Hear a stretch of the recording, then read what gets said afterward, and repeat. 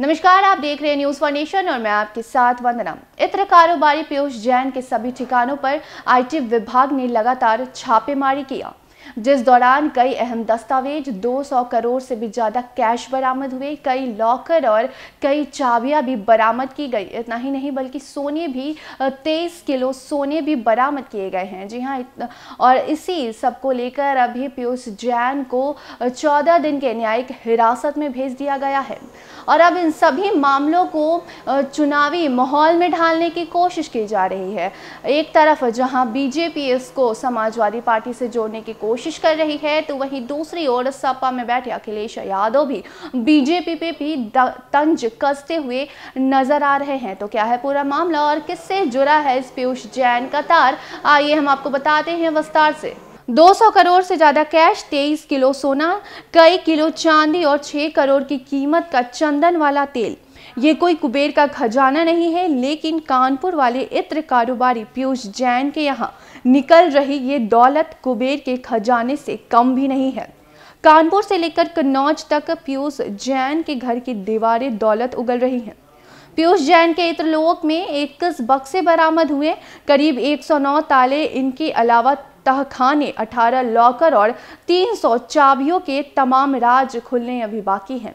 फर्जी फर्म, 40 कंपनियां, जेवर और जमीन यानी बेईमानी का बहुत कुछ बताया जा रहा है। पीयूष जैन के बही खाते में इतना ही नहीं, 4 मशीनें तो नोट गिनने में लगाई गई, कम पड़ी तो और भी मंगाई गई। पीयूष जैन की अकूत दौलत को गिनने और समझने का सिलसिला लगातार जारी है। ये जांच कहां तक जाएगी अभी कोई नहीं जान सकता, क्योंकि इनकम टैक्स, ईडी के अलावा एसबीआई के अधिकारियों को भी बुलाया गया है। जी हां, कुल मिलाकर अंदाजा लगाया जा रहा है कि पीयूष की ये सारी दौलत करीब 1000 करोड़ की है। इस दौलत वाले इत्र पर अब सियासत भी विचित्र है। बीजेपी पहले दिन से ही जैन के कनेक्शन को समाजवादी पार्टी से जोड़ रही है।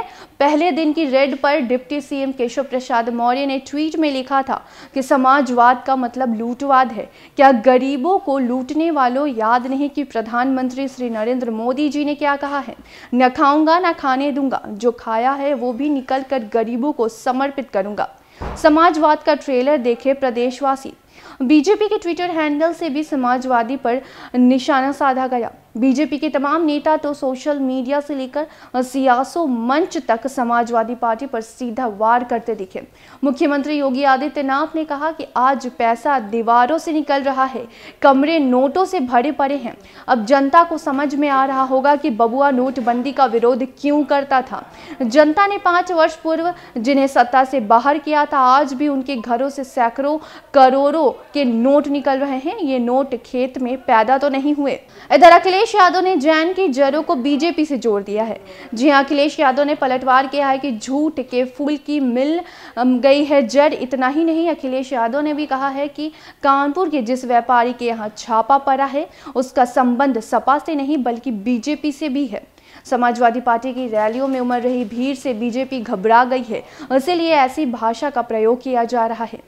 बता दें, जीएसटी से लेकर इनकम टैक्स तक, इनकम टैक्स वालों से लेकर ईडी तक सभी पीयूष जैन की इत्र में करोड़ों बनाने की कला खोज रहे हैं। ऐसे में सवाल ये भी है कि आखिर इत्र वाली अरबों की इनकम का सच क्या है। सवाल ये भी है कि क्या बिना नेता और नौकरशाहों की नीयत के इकट्ठा हो सकती है? बिना सियासी संरक्षण के ये सब क्या संभव है? तो कुछ इस तरीके से इस पूरे मामले का तार कभी बीजेपी सपा से जोड़ते हुए नजर आ रही है, तो कभी सपा बीजेपी से। बता दें कि कुछ महीनों पहले ही इत्र कारोबारी पीयूष जैन के द्वारा समाजवादी इत्र भी लॉन्च किया गया और यही वजह है कि खासकर बीजेपी अखिलेश यादव पे तंज कसते हुए नजर आ रही है और इस पूरे मामले को अब अखिलेश यादव से जोड़ा जा रहा है। तो वहीं अखिलेश यादव भी इस पूरे मामले को बीजेपी से जोड़ने में कहीं पीछे नहीं है। तो अब देखना यह होगा कि आगे इस पूरे मामले की जांच होती है और किसका नाम आखिर सामने आता है। तो फिलहाल के लिए इतना ही। देखते रहे न्यूज़ फॉर नेशन। धन्यवाद।